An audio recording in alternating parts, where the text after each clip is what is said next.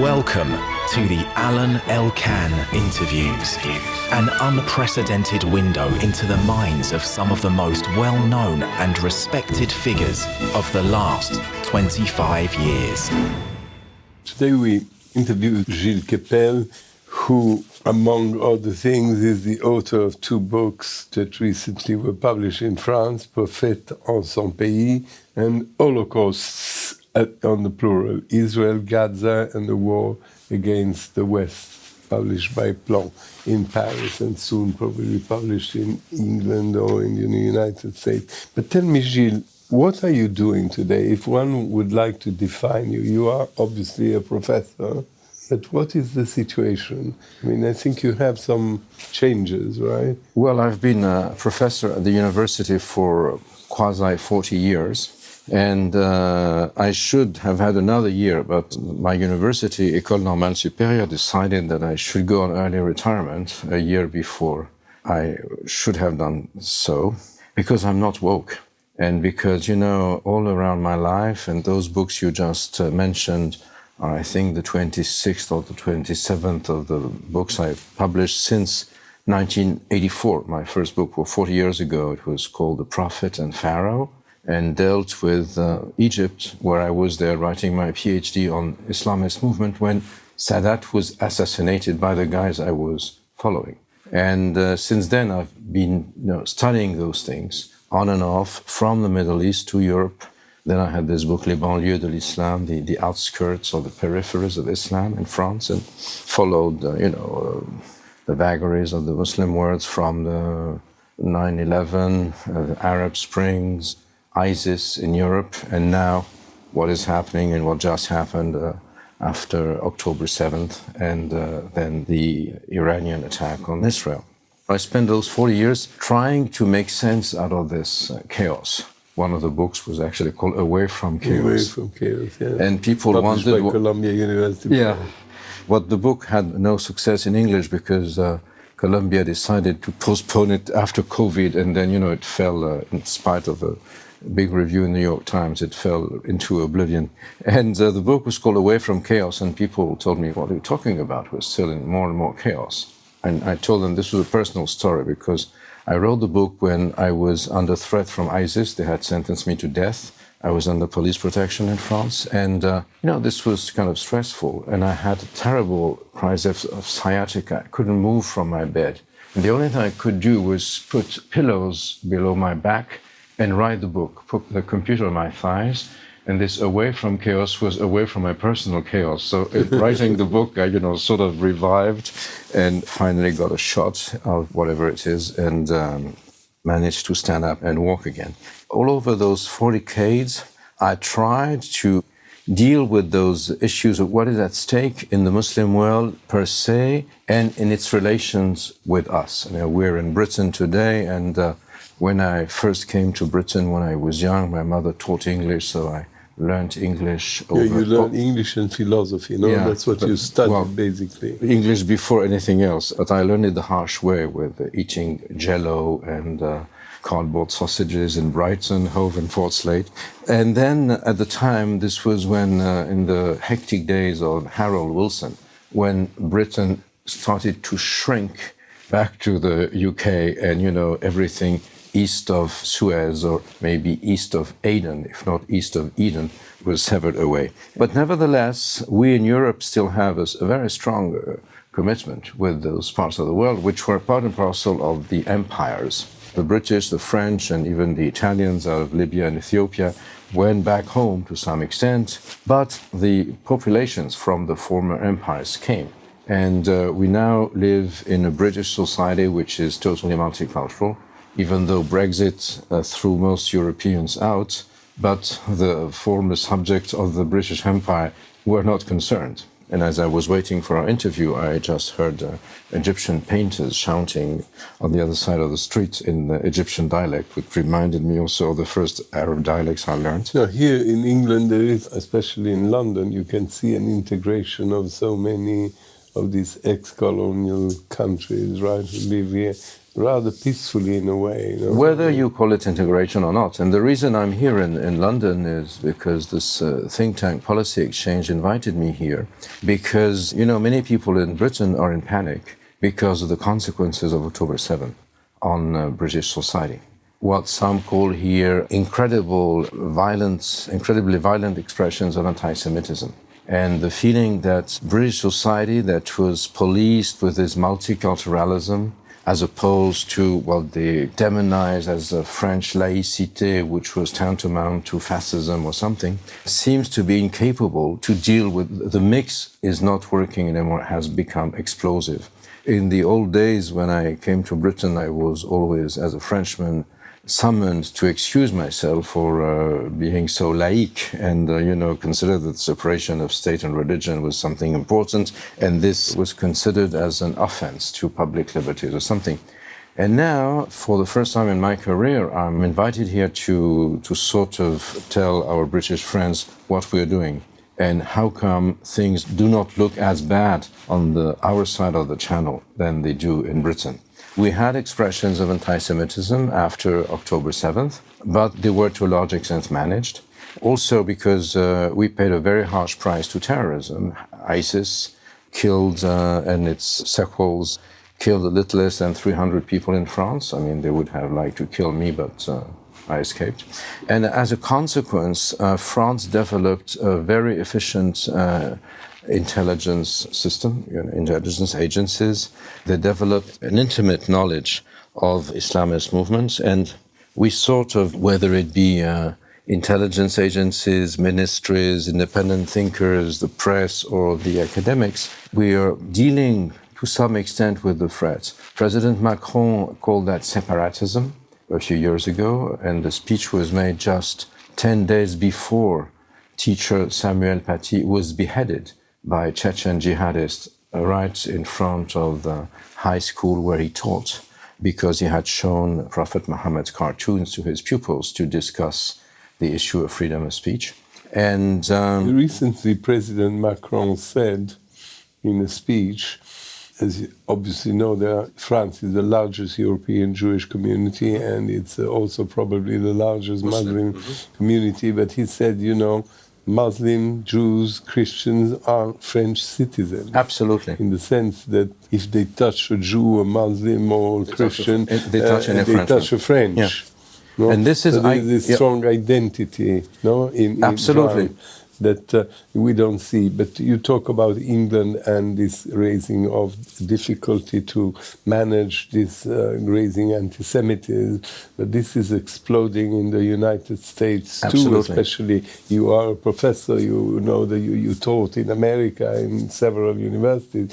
Everything has changed in the universities. They have two different things from, the pro-Palestinians who coming from the Arab world, not only, and plus the Chinese. Huge number of Chinese students who are also fighting. Confrontational against the West, yes. Yeah, so all this is quite new, no? Yeah, there's a sea change. And, one of the statements I make in this book is that October 7th is more important than September 11th.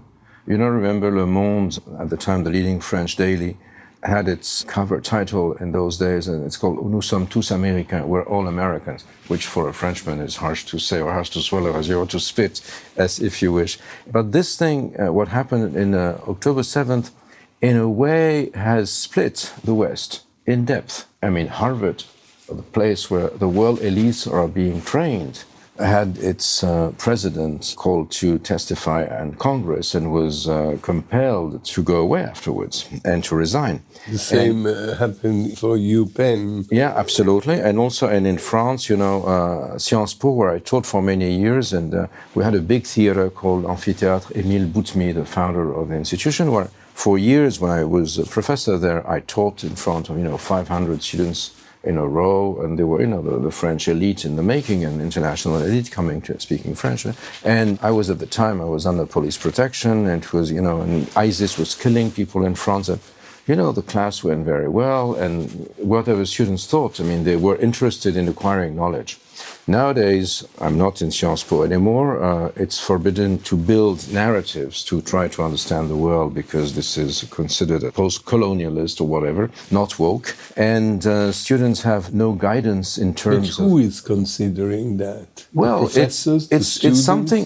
It's not only students. I mean, students are victims of that. It's a sort of a new generation of post-colonial academics who are helped by university administrations because they think that when they look for the help of the post-colonials and the wokies and the like, it's a means for university administration to rein in the professors, because professors are free. I mean, this is part of ourselves. We can say whatever we want. If you're the president of the university, you do not tell me what I have to teach. And using wokeism is a strange means for administrations to control that. Can you explain better for our readers what woke, what does it exactly mean? Actually, we the French are the great culprits, because we sent Foucault and Derrida and Deleuze and what was called French theory to America.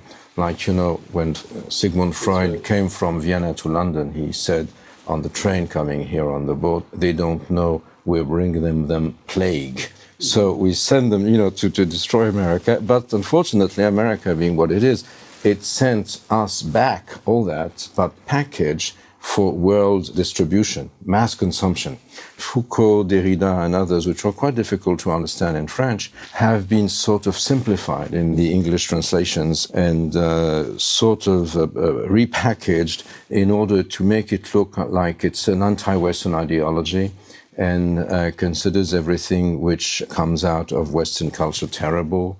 It's only a thing for dealing with old white males. Where do they want to go? Well, they just think that the world has changed, that the balance, the center of power now is in the so-called global South, which is the epitome. You write this in your book, absolutely. Right? Mm-hmm. The contrast between the global South and the so-called evil North. Yeah. Right. Which is strange because it's a geography that changes. It goes vertical after it had gone horizontal. We had the East-West divide. The East was socialism or communism or Sovietism, whatever. And on the other side, you had the West, the so-called free world and democracy. Now, this is totally re-challenged, remixed, re-emerged as a new sort of a soup, if you want, which is the global South against the North. The global South will be what they call BRICS, no? Yeah, among other things. But it's more complicated. I mean, if we can go back a little in the past, and this has to do also with October 7th. After 1945, after the end of World War II, the Soviets and the Americans, the British and the French agreed. The only thing on which they agreed is that never that again, i.e., the Jewish Holocaust, or what we call in French Shoah, and we use the Hebrew parlance. So the State of Israel was created by a UN decision in 1947, implemented in 1948 with the war that created the state on the ground, so that the UN and the world would provide a shelter for Jews. They would have a state so that there would be no such thing again, no Holocaust, no pogrom, which unfortunately took place with the raid that Hamas implemented on October 7th, killing 1,140 or 60 Israelis, Jews, and also foreign labor, bringing 250 hostages into detention underneath in the tunnels in Gaza, and so on and so forth. So this was the moral foundation of the world after 1945. Whether you were pro-Soviet or pro-America, there was a consensus. Never again. And the Nuremberg trial, in a way, was the symbol of all that, where you had a Soviet prosecutor and American, British, and French prosecutor. Philippe Sands, in his East-West Street book, reminds this to us very, very accurately. And now, when South Africa goes to the International Court of Justice, and when the Sandinistas of Nicaragua go to the International Court of Justice, what do they say? They say, hey, the Israelis are the ones who committed genocide. They were the people who suffered the Nazi genocide, and now they are the ones, the genociding, if I may say so, people, and their victims are the inhabitants of Gaza, the Palestinians, because 30,000 of them, we don't know exactly the numbers, because, civilians, militants, Azad Din al-Qassam brigades, fighters, it's difficult, but it's a lot of people. I mean, tens of thousands of Palestinians died because of Israeli bombings. And so you have the South Africans and the Sandinistas and others who say, now, this is the new foundation of the moral order of the world for today and tomorrow. This has nothing to do with East-West. This thing which happened in 1945 during World War II, we are not interested. This is old hat. This was among white people, and the real evil thing was colonialism. The murders, the crime against mankind at the global stage was colonialism, not Shoah. Forget about that.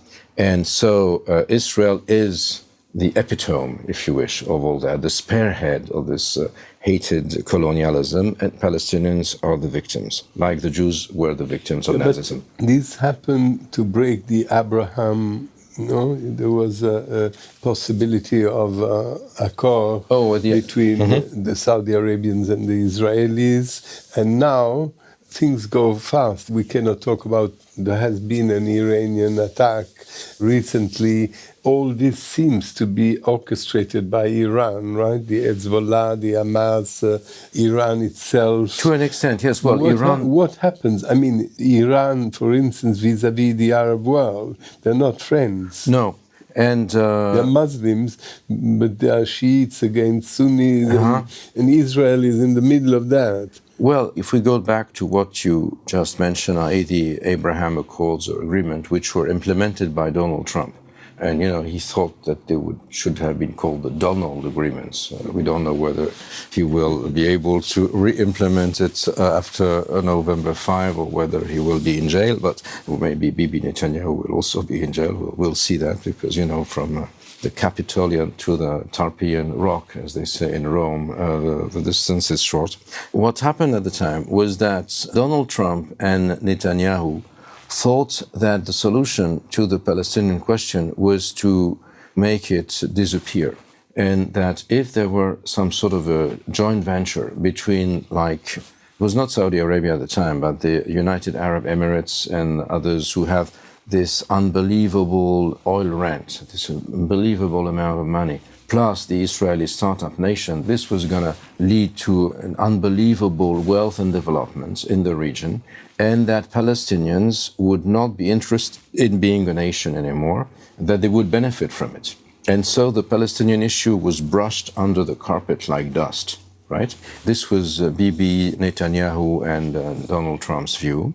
And they thought that in this process, the strange thing was that Netanyahu and the Qataris had an agreement so that Qatar would fund Hamas. Every month, a plane from Qatar Airways loaded with cash would come from Doha to Ben Gurion Tel Aviv airport.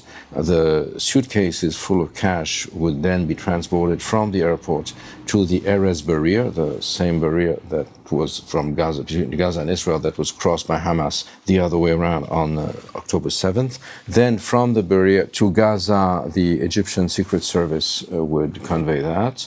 They would give it to the Hamas leadership that would, pay for the salaries and expenses or whatever. And definitely there were some taxes that were levied on that for the benefit of Hamas itself. So Netanyahu thought that, because they were being paid, he thought that Gaza was becoming some sort of a Bantustan, if you like. And that, as he probably thought, Sinwar, the military and political leader of Hamas in Gaza, would bark, but he could not bite.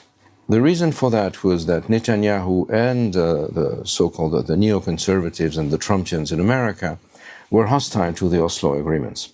So remember François Mauriac in France after World War II said, "J'aime tellement l'Allemagne que j'en veux deux." I like Germany so much that I want two of them, East and West. So, a weaker Germany. And to some extent, Bibi Netanyahu liked so much the Palestinians that he wanted two Palestines, one in the West Bank and one in Gaza. And then he could say to the West, this guy in the West Bank, Mahmoud Abbas, is old, he doesn't count, he's corrupt. And then the other ones in Gaza, they're really strong, but they're terrorists. What can I do? So he would have the Qataris, with American blessing, bribe the Hamas people in Gaza. They would have this Bantustan. So he was okay because, he did not have to deal politically with the Palestinian question. And what happened on October 7th was that the Palestinian question went back on the scene, with Iranian backing, of course, because Iran wants to have leverage on its ultra-rich Sunni petro-monarchies, its neighbors. Then we had this attack, which mixed politics and mysticism. When there was the raid on October 7th, of course, there was a very strong political dimension, because most of those Palestinians were children or grandchildren of Palestinians who have been expelled from a territory which was to become Israel. And you heard on the videos of, CCTV and the GoPro cameras, which were listened to afterwards, this is, I would say in Arabic, hadab arna, this is our land, we're back. But by the same token, there was a very strong religious dimension, like, they used the chant in Arabic, the slogan, Khaybar, Khaybar, ya Yahud, Jaysh Muhammad Sayaud, which means, Khaybar, Khaybar, hey Jews, the Muhammad's army is back, which refers to the attack, the raid by the Prophet's army on the Jewish oasis of Khaybar in year 628 AD, or year 7 Hijri, where the Prophet and his troops raided and destroyed this Jewish oasis so that they would take their treasure. The Jews were tortured. The women were taken to the harems, put on camels, just like the hostages would be put on motorcycles and the pickups. And this, when you have extremist preachers that mention that feeds the militants. And they think that what they are doing when they rape and maim and kill and plunder and the like, that this is something which is divinely sanctioned. So you had this blend, and this is what explained to some extent the atrocity of what happened on the 7th of October. So some people say, okay, you say this is atrocious, but what happens when the Israelis bombed the civilians in Gaza was equally atrocious, even though, the pilots didn't come and rape whoever or maim whoever. But, if you're killed by a bomb or your house falls on you and you're dead or crippled for the rest of your life, what's the difference to some extent? And this is the reason why I put an S on the title of my book, a final S, Holocausts, which raised mixed feelings about some potential readers. It is not that I mean that, everything is equal. I meant that, with what happened on the 7th of October and the Israeli bombing in Gaza afterwards, the very notion of the Holocaust as meaning the Jewish Holocaust by the Nazis is being put into question nowadays by those new leaders of the Global South who say, forget about that, forget what happened mid-20th century. This belongs to the past. What we're facing now is this North Global South confrontation. Israel is part and parcel of the gang of the culprits. Palestine symbolizes the resistance of the South.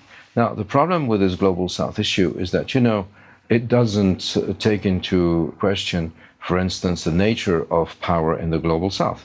Most of the powers in the Global South, not all, but many of them are corrupt and illiberal. And so, you do not talk about democracy. And another issue, which is not totally insignificant, is that many people in the Global South have only one idea, just like the Egyptian painters, which I heard on the other side of your apartment, move to the north, even illegally, go to Lampedusa in your country or to Menton in France. The French writer right when he says that France as a symbol, but Europe will become Muslim. In terms of submission, when his famous book, Submission? Well, actually, he built a significant amount of elements of his book on my own work. But, he went a little further because he is a novelist and he's not constrained by the hard facts of reality as I am. And even though nonfiction sells less than fiction, as maybe for that reason. And I think he goes too far, but nevertheless, we have to be aware that our societies are changing. And in a way, this is the reason why I'm here in London today at the invitation of the Policy Exchange think tank, is the Brits always thought that, multiculturalism could deal with that at the end of the day, the market would bring everyone, they will all be consumers. Well, except you have different segments in consumption. You have halal, you have kosher, you have vegetarian, but you didn't need to intervene. It was sort of laissez-faire. And as opposed to that, the French system is more centralized. And the laïcité, I mean, the separation from, which is secularism plus a strong separation between church and state, or churches and state. And the French state makes it illegal to have any census that asks your religion. I mean, the state is not allowed to ask you whether you're Jewish, Christian, Muslim, atheist, or what. You're French or whatever you want. But, you know, it's none of the state's business. And also, it allows people who maybe, you know, I was baptized as a Catholic, but I'm an atheist. If the state asked me, hey, Gilles, what's your religion? I don't have to answer. And it's none of the state's business. Whereas the British model and the American model were much more keen in sort of developing what they call community feeling, you know, dealing with the communities. Something which also traces back to the Raj, the British Empire, where the Brits actually dealt with the whatever dimension of the Raj with what they call communalism. You had the Sikhs and the Hindus and the Muslims, and the empire sort of used one against the other in a way. In the French case, it's different because the assumption, as you said rightly, that at the end of the day, what matters is everybody is either French or a resident in France. But if you're a French Jew, what matters to the state is that you're French. If you're a French Muslim, that you're French. French Catholic, French atheist, French Hindu, whatever. Couldn't care less. Yeah, but this is a special country. You call it hexagon, but all over the world nowadays there is a shift, right? Even American politicians, and we see it in the Israelis, what happens in Israel, they were 100% pro-Israel. Israel seemed to be like an American extension. But nowadays they are prudent on that because people in America are not anymore like this. It's not only that the Jewish elite or whatever it is challenged by other elites at the moment. Well, it's by immigration, because, you know, the reason why these Israeli politicians could, you know, thought that they could count on America 100%. Bibi himself is half American to a large extent. How long is he going to last? Well, this is a matter for Israelis. As of today, the day we're talking, I think he is in a position of relative power because the Iranian attack was a failure from the Iranian point of view. Whatever they say, you know, we sort of tailored that so that there would be no casualties. Well, none of their missiles or whatever reached their goal, except one that injured a Muslim Bedouin little girl because she had no idea where to find a shelter. Israel was accused worldwide from within the West significantly because of the bombings and because Netanyahu in Gaza had, let's say, 30,000, I don't know, more or less people killed, which is a lot, and civilians and everything destroyed and the like. And with the Iranian attack, things have come back the other way. Israel is the victim. Because but now we don't know if Israel is going to answer. Yes, and then what the Iranians are going to do. You are a specialist of that world, right? Mm-hmm. You spend your life in the Arab world. You went everywhere. You stayed everywhere. In Europe, in the banlieue, in the suburbs, in Muslim suburbs. You went there many times in all these countries. What do you think, as a scholar of that, what do you think is going to happen in the region? After the Iranian attack, first, Western powers, the governments of which were critical of Netanyahu because of the bombings and the killings and the hecatombe in the Gaza Strip, now joined ranks with him. The American Air Force, the British Air Force, to an extent the French Air Force, and even the Jordanian Air Force, which is very important, joined the Israelis. And that, I don't know, I'm no military expert. I don't know what proportion of missiles and drones from Iran were destroyed by the Israelis, the Americans, respectively, whatever. Anyway, to some extent, Israel looks like it's the victim now and not the aggressor, not as much as was the case. The focus of the news was the bombings in Gaza. B, they deterred the attack. Now, for Biden, it was a big win, Biden as candidate Biden, because, you know, he delivered. And now American Jews are going to vote for him. irrespective of whatever Trump says. Trump, before, who's talking about Stormy Daniels and the hush money in trial, but they said, hey, had I been in charge, the Iranians would not have dared do anything. Well, this was talk. I mean, Biden delivered. This guy talks, and he's now on 2 days on trial in court or whatever. So I think that Biden scored a point here. And also, there was this alliance of Western states. Biden said, okay, now we helped you, no retaliation. Do not strike back at Iran, because then it's going to be l'embrasement. At the beginning of a disaster. Yeah, Armageddon, to use Hebrew. Well, Bibi listens, but he does what he wants, because he knows that Biden is running for re-election. So he has, the Israelis have a wide margin of appreciation in the Biden said no Iran, but he didn't say anything about Lebanon. And my understanding of the things, I may be mistaken, I may be proven wrong, is that Hamas now is in very, very bad shape militarily. Among the people who were killed were not only civilians, but also Azzeddin al-Qassam brigade fighters. There were 30,000 of them before the war. How many are still alive, able to fight? Most of them probably are located under Rafah in the tunnels surrounding Yahya Sinwar and the surviving hostages. Their capacity to strike anything harsh at Israel are very limited. Israel has managed to kill the most senior commanders of the Iranian Revolutionary Guards in Damascus, in their consulates there, which is why Iran was compelled to retaliate, because otherwise he would have looked like it was weak. The Islamic Republic had become weak. And the Iranian attack on Israel, to me, was something that was reactive and something that was intended to show that they were not in a position of weakness, that they still had teeth. Iran is not going well at the time being.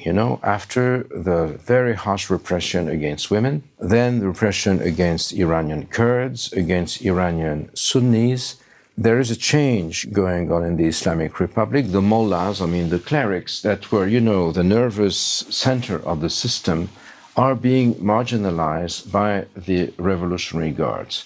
Most of them are tough guys from the peripheries, uneducated, very violent, and the way women were repressed was also something that had to do with social class and culture. There you had riffraff, chastising or whatever, middle-class educated women from the urban centers. So the social base of the regime in Iran is shrinking. That does not really bode well for the future. I went to Iran a number of times, the Islamic Republic, and in Shiism, you have a divide between what is called Batin and Zahir. Batin, it was inside, interior, behind closed walls. In Shiism, you can do whatever you want. Parties in Tehran were very famous. Everything you could dream of or not dream of, or rather not dream of, could happen as soon as you gave a bakshish or a tip to the Revolutionary Guard that was looking after that was patrolling the area where you lived and the block where you lived. And Zahir, i.e. what is in the open, what is public, was under close scrutiny. And this is how the regime managed to survive. Accommodation. I remember one day I was in Tehran and someone asked me, what do you want to drink? I said, whatever you have. I thought you were a distillate of something. They said, would you like scotch? I said, yes, fine. What kind of scotch? I said, would you like malts or blended? I said, well, malts. Would you rather have Gavolin or something? I said, how come you have all that? I said, oh, don't ask me. The mullah to whom I buy the liquor wants me to buy 100 bottles in a row. So, but I have a choice, which was a symbol of what happened before. Now the guards destroy everything. And I think that this is one of the reasons for the harshness of violence. They're obsessed with this Israeli issues. Most of the Iranian population doesn't give a damn about that. They don't give a damn about Hezbollah. They want to make a living. Iran is an oil and gas producing country. It could be extremely rich. It's under sanctions because of their policies, and the Iranians are sick and tired of that. So this was a defensive thing. And my view is that after Hamas has been militarily weakened, now the target will be Hezbollah. Hezbollah is a super Hamas in terms of capacity. It's the major proxy, the major Iranian proxy in the Levant. Israel has shown its capacity, A, to kill many people who are not fighters and even to kill humanitarian aid workers, but they were also able to target the chief military officers of the Iranian Pasdaran for the Levant. If they manage to inflict very severe military wounds to Hezbollah, that will leave the Iranian leadership without weapons in the Levant. And this is how they control the situation in the Middle East, because they have this edge on the Levant. They have taken Lebanon and Israel to some extent and Hamas hostage. Now, this is an opportunity for Bibi Netanyahu, he's the comeback kid of Israeli politics to some extent, maybe to overcome his curse. He's the man who failed to understand the nature of the Hamas threat and so on. But if he proves to be able to destroy Hamas militarily and to inflict a deadly blow to Israel, so he can save his political career and maybe his life. Yeah, but I mean, you understand that we're talking about one man and the whole world is now in movement. Yes, but this man is a major block on the change, on the long run anyway. I mean, we always have one man. We have Putin in Russia, we have him in Israel, we have, But in the meanwhile, as you said before, the world is moving, is changing. It is, but the difference... changing in the Anglo-Saxon world, which is the core of the Western world. Yes. So is the South going to win against the North? Or is the North capable to survive, manage? Well, you don't have to have such a pessimistic view of the world. I mean, the global South is a construct. It won't stand together. What's in common between Ethiopia and Egypt is less important than what their antagonism over the Nile River waters. What is common between India and China is probably less important than their sheer competition for manufacturing products that are being sold to Europe and America. What's in common between Saudi Arabia and Iran is less important than their competition over the Persian Gulf. All those states are members of the BRICS Plus coalition. Now, you talked about Putin. Putin was very pleased when the turmoil started after October 7th, because it would deflect the West's attention, or the Northwest attention, from the Ukrainian. Now, their friends, the Iranians, are in trouble. Can Putin send his military, his air force, to rescue his Iranian friends? If he does so, he will take away the planes from Ukraine. And the Iranians, who use all their drones and missiles and everything to make huge fireworks in the skies of Jordan and Iraq and Syria, well, they could have used that for better cash and sold it to the Russians. Are they going to be able to sell all those Shahed missiles to Russia that needed it so much because they used them to terrify the Ukrainian civilian population? Not necessarily so. So you see, we are not in the years, we're not anymore in the years of the Cuba Missile Crisis, when there was the so-called red telephone, or what do you call it in English, between the Kremlin and the White House. We're in a fragmented world, very fragmented, and where nothing is taken for granted. You just told me, hey, you come from this little country, France, where they believe in the state and in the national values. The world is multilateral. The world is nothing. Everything is changing. And, you took the American example. I would take to your word, because, the American multiculti model is in crisis.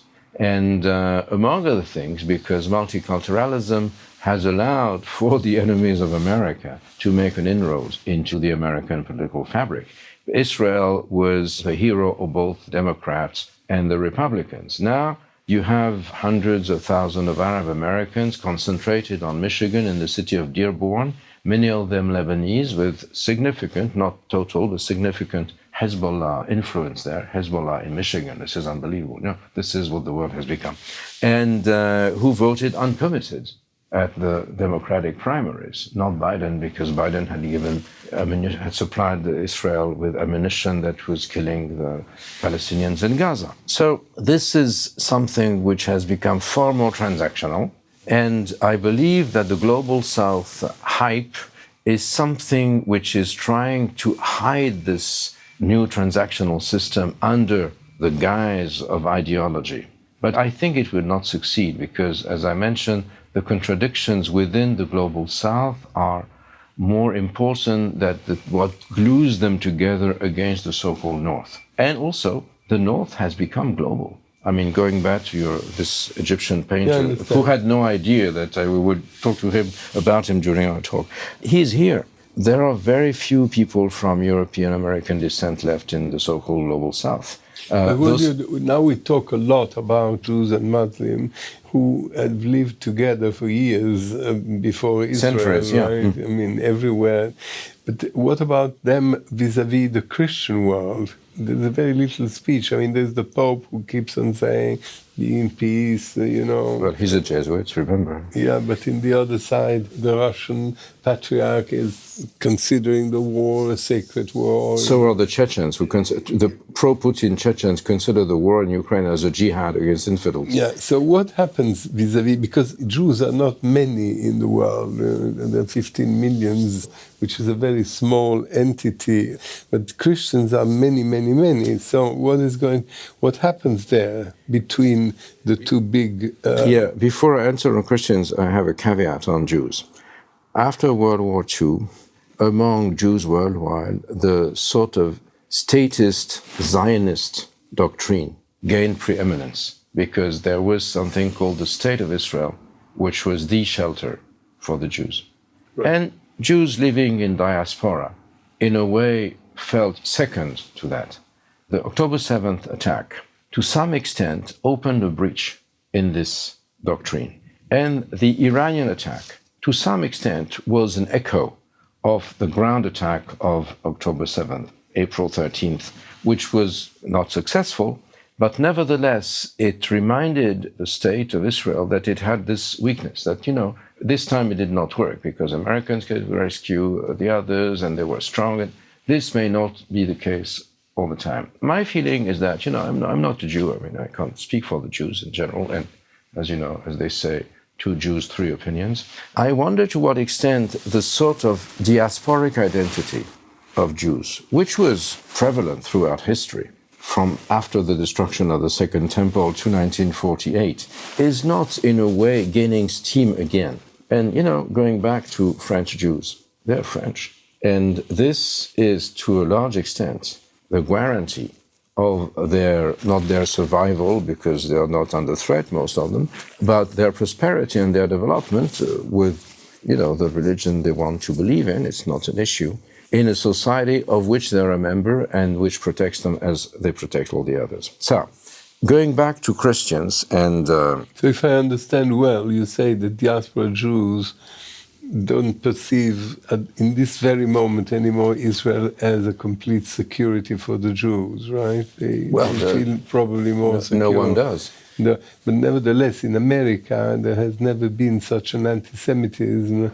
as there is today, right? The American Jews feel less secure. Yes, because of the multicultural nature of society, where, after all, there was this belief that the market would solve everything.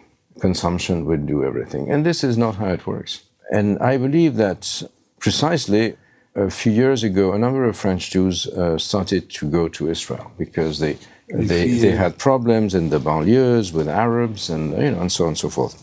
Many of them came back to France because when you're used to social security benefits and the like in France, which are huge, there are very, very few in Israel. Life is very expensive. You have to be an achiever.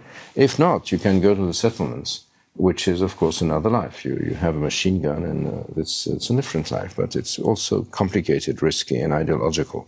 And a number came back. And nowadays, I believe that going back to Christians and Muslims, to what extent is the issue of faith that relevant today amongst most Christians as an identity, a political identity, as opposed to Muslims, where this issue of this mix of mysticism and politics, mystique et politique, as Peggy said, remains extremely important. Think of the raid, of the 7th October raid, where, you had the Khaybar model, the raid against the Jewish oasis in what is now Saudi Arabia. But by the same token, as you mentioned earlier on, not Muslims have the same ideas about Islam.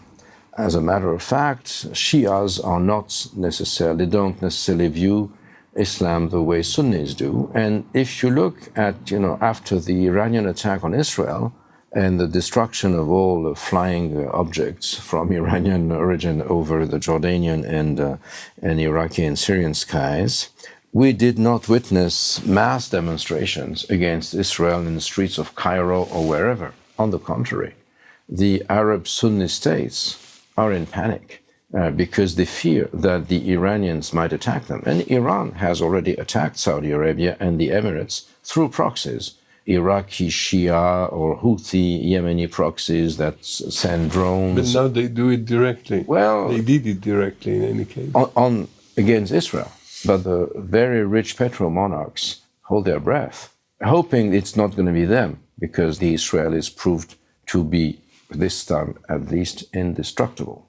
So the Sunni petromonarchies feel they are more than ever hostage to Iranian blackmail, and therefore they hold their breath. But deep in their heart, they will hope that Hezbollah is destroyed, because if, in case there is a Palestinian state, which is probably whatever we call a Palestinian state, which is another issue, but if there is one, it can only be delivered, as you know, being delivered by a midwife, if this midwife is Saudi Arabia, because they are the only ones who can pay. And they won't pay if they believe, the Saudis or the Emiratis believe, that Iran, through its proxies, controls anything in this would-be Palestinian state.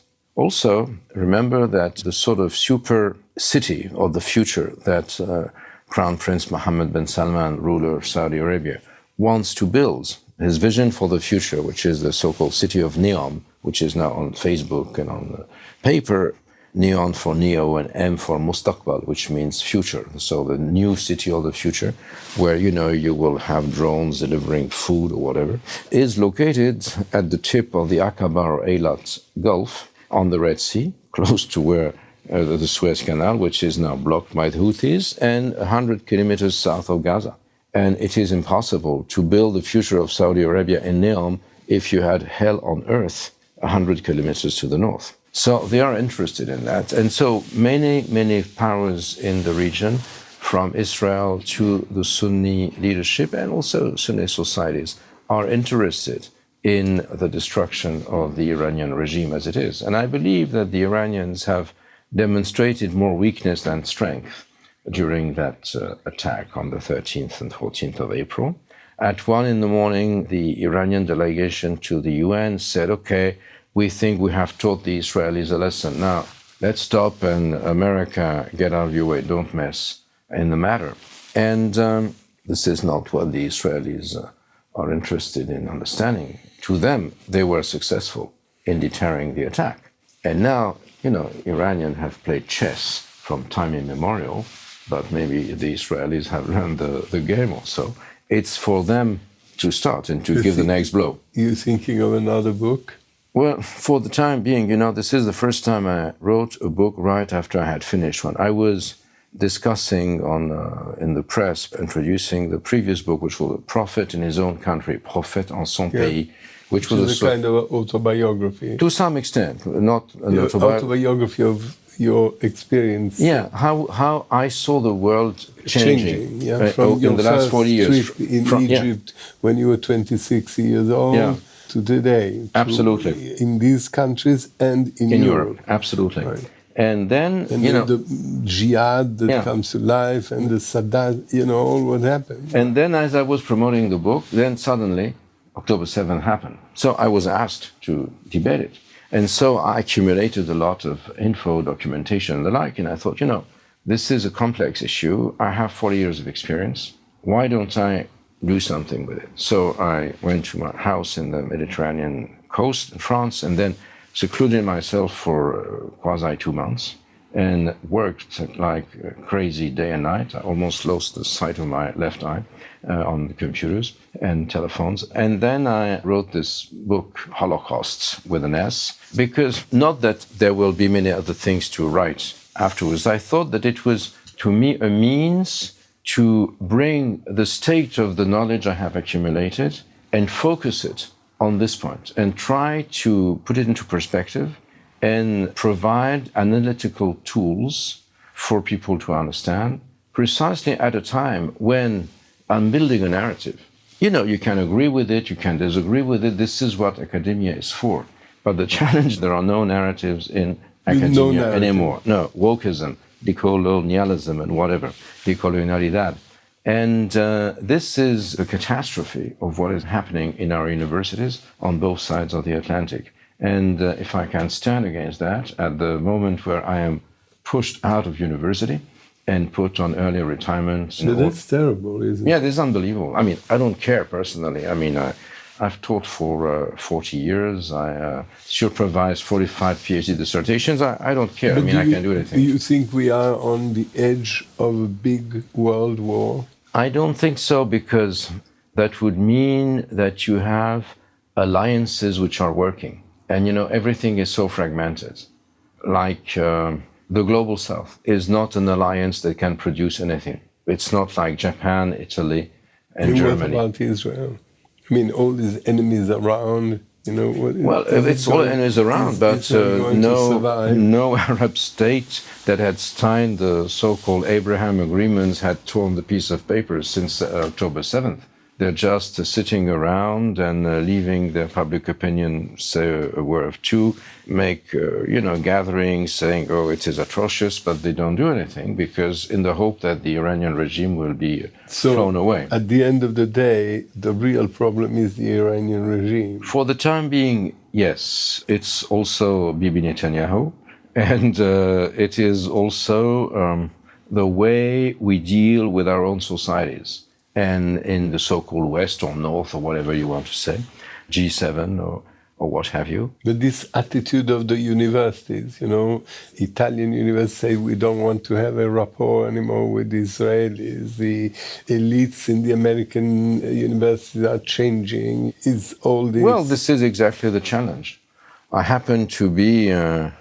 as they used to say, invitus invitam, in spite of myself, in spite of her, in the heart of in the eye of the storm. Because, you know, someone like me, I'm not committed politically. I've read in the Arab press, I was demonized as the Jew Kepel, Kepel le Juif. I'm not Jewish, I'm sorry for people, and I'm not going to convert to Judaism to please jihadists. And I'm not pro-Arab or pro-Palestine, I have lived among Arabs all my life, and in France and elsewhere. And, you know, I'm a witness, I'm trying to share the knowledge which I accumulated. And it is, as we say in French, falsifiable. You have no personal position. I mean, not in your... It's none of anyone's business, just like secular laïcité française. You're not allowed to ask me what's my religion, as if you're my state. And I have my opinions and my feelings, and I cast a vote in the ballots, but I'm not going to tell you, it's known, but I'm not going to tell you. As an academic, this is not the issue. People say, hey, Kepel, there was a piece in one of the leftist newspapers, Kepel is always going to talk shows of the extreme right TVs. No. If they invite me, I go. If the extreme left invites me, I go. Because I try to reach out to anyone in the public. I believe that academic knowledge has a global outreach, and people are not prisoners of opinion leaders. Opinion changes, but fact, knowledge, education, and culture are the things that really matter, if only to avert the world war that you seem to fear is coming. Thank you. Thank you for this conversation. Thank you very much.